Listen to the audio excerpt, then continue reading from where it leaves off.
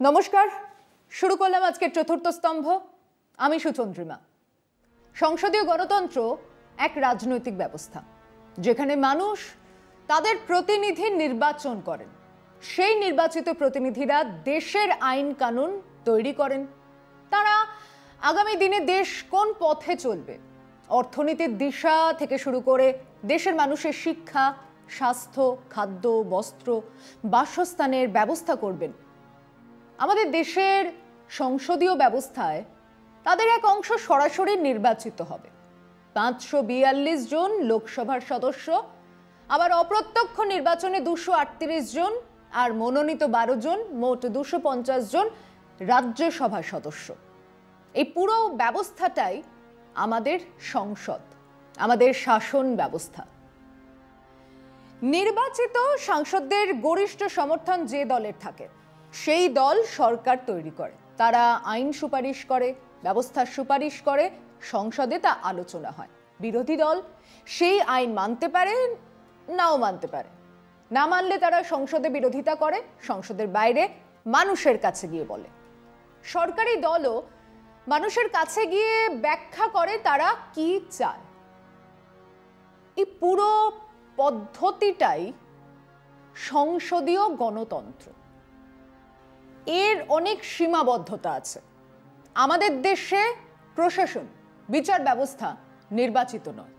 প্রশাসন সরকারের নির্দেশে চলে। ডিএম থেকে এসপি, বিডিও থেকে এসডিপিও সরকারের নির্দেশ মেনে চলে। ওদিকে বিচার ব্যবস্থাও পরোক্ষভাবে সরকারের সুপারিশেই নিয়োজিত হয়, সেখানেও সরকার নির্ভরতা থাকে। এইসব সীমাবদ্ধতা নিয়েই আমরা বিশ্বের অন্যতম বৃহত্তম গণতান্ত্রিক ব্যবস্থা।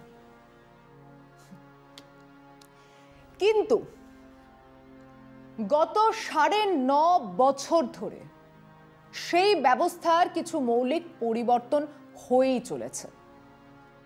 গণতন্ত্র বিরোধী দল, মানুষের আন্দোলন, বিভিন্ন গোষ্ঠীর মানুষের দাবি দাওয়া নিয়ে সরকারের ভূমিকা ওয়ান ওয়ে ট্রাফিকের মতন। মানে আমরা মনে করছি এই বিল আপনাদের উন্নতির সহায়ক, এই বিল এলে আপনাদের উন্নতি হবে, বিল আনলাম, পিরিয়ড। এরপরে আর কোনো কথাই নেই। বিরোধী দল চিৎকার করছে, করুক। তারা রাস্তায় নামছে, নামুক। মানুষ ক্ষুব্ধ হোক, ছাত্ররা বিক্ষোভ প্রদর্শন করছে, করতে দাও। আমরা যা করেছি তার থেকে পিছিয়ে আসার প্রশ্নই নেই। এক অদ্ভুত পরিস্থিতি তৈরি হচ্ছে। ক্রমশ আমাদের সীমাবদ্ধ গণতান্ত্রিক পরিসরও ছোট হয়ে আসছে। বিপক্ষ বিরুদ্ধ মতের এতটা অবহেলা স্বাধীনতার পর থেকে কখনোই আমরা দেখিনি। এই অবস্থাটা ভারতীয়দের কাছে নতুন, কারণ আমাদের সংবিধানে যে জরুরি অবস্থার কথা বলা আছে তা জারি করা হলে মানুষের অনেক মৌলিক অধিকারও কেড়ে নেওয়া হবে। তাও লিপিবদ্ধ করা আছে 74 থেকে 77। সেই জরুরি অবস্থার চেহারাও দেশ দেখেছে। কিন্তু জরুরি অবস্থা না জারি করে এক অঘোষিত জরুরি অবস্থায় লাগু হয়ে গেছে সর্বত্র। এই অবস্থা আমাদের কাছে সত্যি নতুন।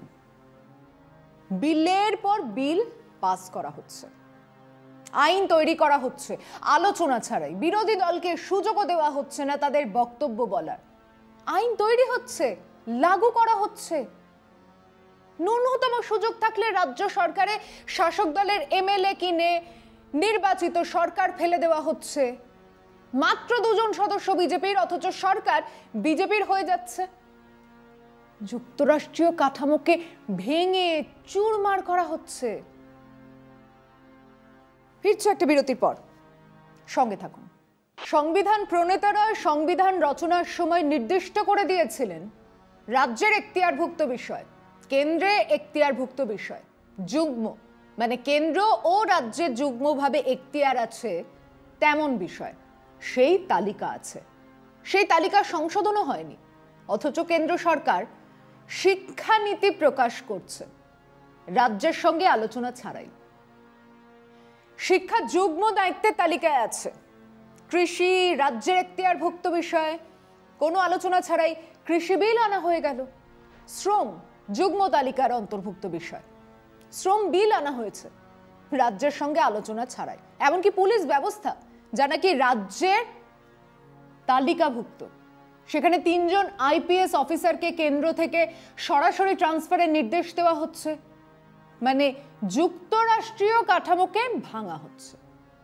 কোথাও বলা হচ্ছে কি যে এই কাঠামোর দরকার নেই? বিজেপি কি সে কথা বলছে? না, কোথাও নয়। কিন্তু এটা তাদের দর্শন। একটাই দেশ, একজন নেতা, একটাই সরকার। তারা তাদের লক্ষ্য স্থির রেখেই চলেছে। তারা যুক্তরাষ্ট্রীয় কাঠামো রাখবে না, তারা বিরোধী দল বলেও কিছু রাখবে না। এই সরকার 2020-র 14 সেপ্টেম্বর থেকে 1 অক্টোবর সংসদের বাদল অধিবেশন ডেকেছিল। 14 সেপ্টেম্বর দেশে অ্যাক্টিভ কোভিড সংক্রমণ ছিল 9,86,000। 1 অক্টোবর সে সংখ্যা কোথায় ছিল? 9,40,705। তার মানে কোভিড সংক্রমণ যখন শীর্ষে, তখন সরকার বাদল অধিবেশন ডাকল। সেই অধিবেশনে 25টা গুরুত্বপূর্ণ বিল পাস করানো হলো। তার মধ্যে 15টা বিল রাজ্যসভাতেও পাস করানো হলো। এই 15টা বিলের মধ্যে 7টা বিল 4 ঘন্টার মধ্যে পাস করানো হলো। হ্যাঁ, এরই মধ্যে কৃষি বিলও ছিল, আলোচনা ছাড়াই তা পাস করানো হলো। আবার যখন সংক্রমণ মানে অ্যাক্টিভ কেস 3 লাখের একটু বেশি, তখন সরকার বলেছে কোভিড সংক্রমণের জন্য শীতকালীন অধিবেশন ডাকা যাবে না। কৃষকরা চাইছিলেন সংসদের অধিবেশন ডাকা হোক, সেখানে আলোচনা হোক। না, অধিবেশন ডাকা যাবে না, কারণ কোভিড সংক্রমণ। সরকার দায়িত্ব জ্ঞানহীন হতে পারে না। কিন্তু দেশের স্বরাষ্ট্রমন্ত্রী 40,000 লোক নিয়ে মিছিল করতে পারেন, যেখানে দৃশ্যতই 90% মানুষের মাস্কও ছিল না। ভণ্ডামি, দ্বিচারিতার সীমাও পার করে যাচ্ছে এই দল, এই সরকার। যখন সংক্রমণ অনেক ওপরে, তখন প্রধানমন্ত্রী বিহারে র্যালি করলেন। তখন কোভিড সংক্রমণের কথা মনেই ছিল না। যখন কৃষকরা দাবি তুলছে, নেমে এসেছেন রাজপথে, তখন এক মিথ্যেবাদী শট ভণ্ড সরকার কোভিডের আড়ালে নিজেদের আড়াল করার চেষ্টা করছে। এটা তো পরিষ্কার, আমরা তো তা দেখেছি। ঠিক একইভাবে একটা ঘটনা ঘটে গেল। কয়েকজন ঢুকে পড়লেন সংসদে, চূড়ান্ত সিকিউরিটি গাফিলতি, কিন্তু সেটাকে কেন্দ্র করে বিরোধী শূন্য করে দেওয়া হলো গোটা সংসদ। আইন সংহিতা সমেত টেলিকমিউনিকেশনের মতো গুরুত্বপূর্ণ বিল পাস করানো হলো কোনো আলোচনা ছাড়াই। ফিরছি আলোচনায় বিরতির পর। প্রখ্যাত সাংবাদিক তবলিং সিং এর একটা লেখা পড়ছিলাম ইন্ডিয়ান এক্সপ্রেসে। লেখার শীর্ষক ছিল নরেন্দ্র মোদিজ ডেঞ্জারাস আইসোলেশন। লেখাতে তিনি বলছেন, in a democracy you just can't hear through the ballot box. কথাটা খুব গুরুত্বপূর্ণ। নির্বাচনে জিতে গেছি, ব্যাস, আবার কি, যা ইচ্ছে তাই করব। এটা আর যাই হোক, গণতন্ত্র নয়। কিন্তু মোদিজি এটাই মনে করেন। গণতন্ত্র নিয়ে তার ধারণা ঠিক এটাই। নির্বাচনের সময় মানুষের সঙ্গে মঞ্চ থেকে কথা বলবো, মিত্র মিলা কি নেহি মিলা, হুয়া কি নেহি হুয়া, হ্যাঁ কি নেহি হ্যাঁ, ওয়ান ওয়ে ট্রাফিক। মঞ্চের তলা থেকে পাবলিক গর্জন করবে, মিলা মিলা মিলা, হুয়া হুয়া। ভোট শেষ, কথাও শেষ। এরপর রেডিওতে কেবল মন কি বাত, উনি যা বলতে চান, মানুষ কি শুনতে চায় বয়ে গেছে। এবং ক্রমশ এক একলা রাজা হয়ে উঠছেন। আমি একা, আমি একক, আমি একমেব দ্বিতীয়ম। হীরক রাজার দেশের জাদুকরের মতন। এবং অদ্ভুতভাবে এই তত্ত্ব ছড়িয়ে পড়ছে সারা দেশে, বহু মানুষের মধ্যে। সামান্য বিরোধিতা, ট্রোলিং শুরু, গালিগালাজ শুরু, কিছু অস্বস্তিকর প্রশ্ন, ব্যাস আপনি শত্রু। চারিদিকে দেখুন, বুঝতে পারবেন। অথচ আমাদের সমাজ এমনটা ছিল না। প্রাতিষ্ঠানিক ধর্মের পরিমণ্ডলে দাঁড়িয়ে একজন মানুষ ভগবানের অস্তিত্বকে অস্বীকার করেছিলেন। তাকেও আমাদের সমাজ ঋষি বলেছিল, চারবাক ঋষি। অথচ হিন্দু ধর্মের উদ্গাতারা, হিন্দুত্বের কথা বলনেওয়ালারা এতটুকু বিরোধিতাও সহ্য করতে রাজি নয়। এই বছরে এই বিষ সর্বত্র। সরকারকে প্রশ্ন করলেই আপনি মাওবাদী, আপনি খালিস্তানি, আপনি টুকরে টুকরে গ্যাং, আপনি গুপকার গ্যাং, আপনি দেশদ্রোহী। কারা পড়ছে এই লিস্টে? বিজেপি বাদ দিয়ে সবাই, সবাই।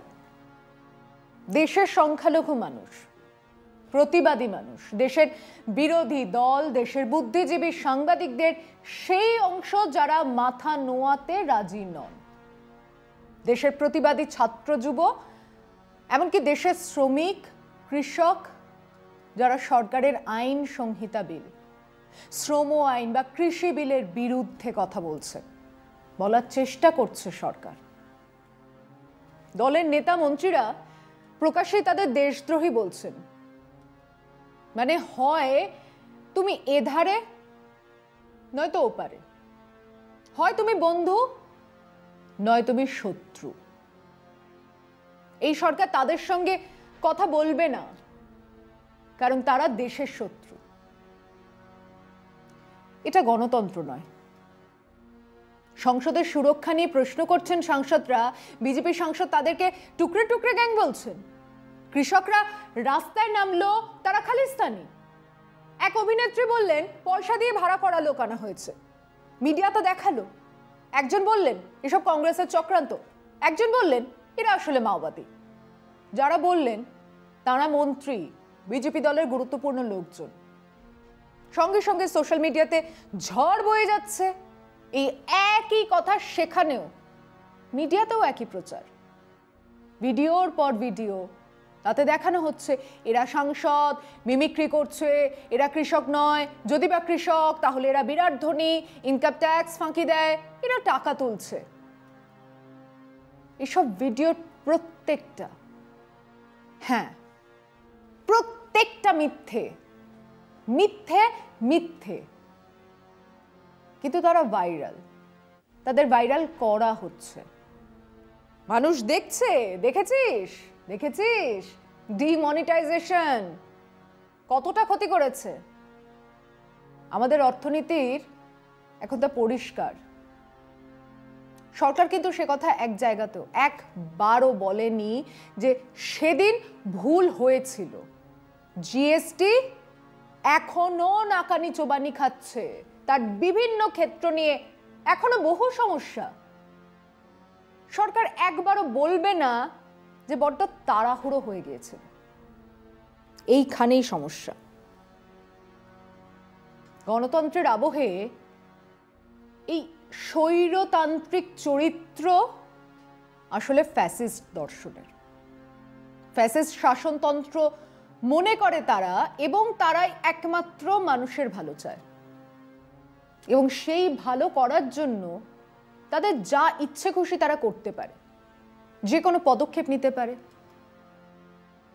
ছোট তথ্য, হিটলারের সময় ফিজিক্যালি চ্যালেঞ্জ তা সে যেরকমই হোক না কেন, অন্ধ, বধির, রিকেট, জড়ো, যে কোনো রকমের শারীরিক অক্ষমতাকে জেনেটিক, হেরিডিটারি বলে ধরে নেওয়া হয়েছিল। মনে করা হয়েছিল এই মানুষেরা আরো লক্ষ লক্ষ শারীরিক অক্ষম বা বিশেষভাবে সক্ষম মানুষদের জন্ম দেবে।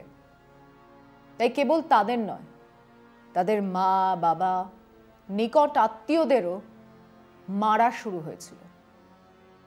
এর ফলে তারা থাকবে না, বংশানুক্রমে এই অক্ষমতাও থাকবে না। বৈজ্ঞানিকভাবে তাদের তত্ত্ব খুব ভুলও নয়। যুদ্ধ পরবর্তী আধুনিক জার্মানিতে শারীরিক অক্ষমতার সংখ্যা নগণ্য, কিন্তু পদ্ধতিটা ভাবুন। এই অমানবিক পদ্ধতি, এই দানবীয় পদ্ধতি যে সরকার গ্রহণ করে তারা কি মানুষ? আজ এই কথা ভাবার সময় এসেছে।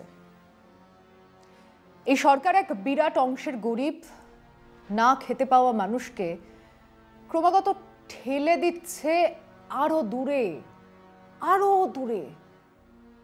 তারা মরে যাবে, তাদের কবর খোঁড়া হচ্ছে মুষ্টিমেয় কিছু মানুষের উন্নততর জীবনযাত্রার জন্য, তাদের ফুর্তি ভোগ বিলাসের জন্য। আমরা হতে দিতে পারি না। রুখে দাঁড়ান। আজ এ পর্যন্তই। শুভরাত্রি।